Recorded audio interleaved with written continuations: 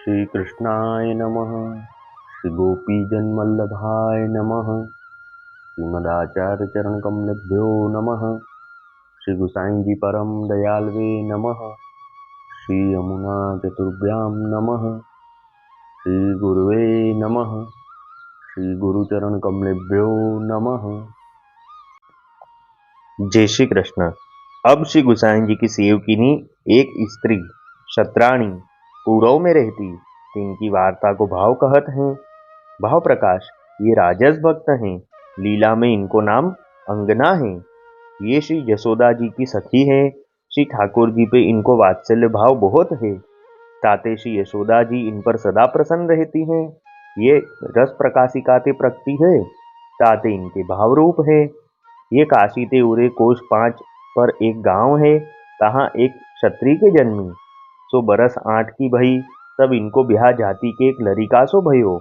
पाछे कछुक दिन में महामारी आई, तामे माता पिता सास ससुर और लड़िका ये पांचों मरे। तब यह शतरानी घर में अकेली रही, सो रोवे ही रोवे।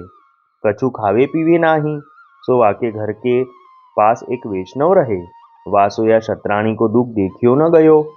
तब वाने या शतरानी सो कह्यो, जो बाई रोइवे ते कहा होई। प्रभुन की ऐसी इच्छा हती, ताते अब तू श्री ठाकुर जी की सेवा करी, तासो तो को आनंद होएगो। तब वह शतरानी ने कही, जो मैं तो कछु सेवा करी वो जानती नाही।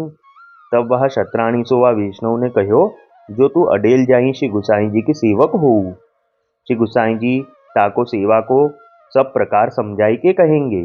श्री ठाकुर जी पधराई देंगे, तो तू उनकी सेवा करियो, ताते तेरो सब दुख निवृत्त होएगो, तेको बहुत आनंद होएगो। श्री ठाकुर जी परम दयाल हैं, वे सब भली करेंगे। पाछे वह शतरानी अडेल आई।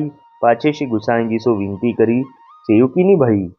ता पाछे याने श्री गुसाई जी सो विनती कीनी, जो राज कछु सेवा पधराई दीजिए, तो हो सेवा करो, मैं घर में अकेली हूँ, ताते मेरे दिन जात नाही। तब श्री गुसाई जी या को सेवा पधराई दिए। एक लाल जी को स्वरूप पधराई दियो और सेवा प्रकार सब समझायो। पाछे श्री गुसाई जी आज्ञा किए, जो तू इनकी सेवा बाल भाव सो सावधान वे करियो, श्री ठाकुर जी तो को सब सुख देंगे।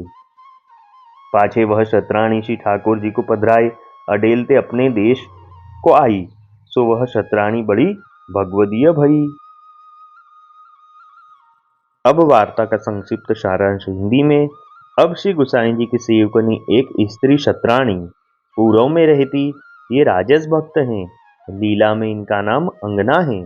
श्री ठाकुर जी पे इनका वात्सल्य भाव है, इसलिए श्री यशोदा जी इन पर सदा प्रसन्न रहती हैं। इनका जन्म काशी से आगे 5 कोस पर एक गांव में एक क्षत्रिय के घर हुआ। तो जब ये 8 बरस की हुई, तब इनका ब्याह हुआ। फिर कुछ दिन बाद महामारी आई, उसमें इनके माता पिता सास ससुर और इनका बालक सब मरे। तब यह अकेली रही, तो यह बहुत रुदन करती, कुछ खाती पीती नहीं। तो इनके घर के पास एक वैष्णव रहते। उन्होंने वह शतरानी से कहा कि तू रोती क्यों है, प्रभु की ही ऐसी इच्छा थी, इसलिए अब तू श्री ठाकुर जी की सेवा कर, तब तुझे आनंद होगा। और पहले तू अडेल जाके श्री गुसाई जी की सेवक हो, तब तुझे श्री गुसाई जी सेवा का सब प्रकार समझाएंगे और श्री ठाकुर जी पधराएंगे, तब तेरा दुख निवृत्त होगा। फिर वह अडेल आई और श्री गुसाई जी की सेवक हुई। फिर श्री गुसाई जी ने वह शतरानी को एक लाल जी का स्वरूप पधराया और सेवा का सब प्रकार समझाया।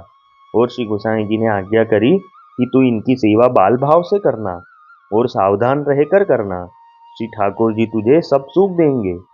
फिर वह शतरानी श्री ठाकुर जी पधरा के अडेल से अपने गांव आई। वल्लभी वैष्णव सदा सुहागी, जो श्री वल्लभ शरणे आवे, सो पूरण बड़भागी। गल तुलसा की माला सोहे, भाले तिलक रसाला, तापर वल्लभी मुद्रा सोहे, मुख बोले गोपाला। तन मन धन वैष्णव पर वारू, गाँव श्री गिरधर लाला। आज सभा में पूर्ण रहत हैं, सूरदास नंदलाला। वल्लभी वैष्णव सदा सुहागी। जय श्री कृष्ण।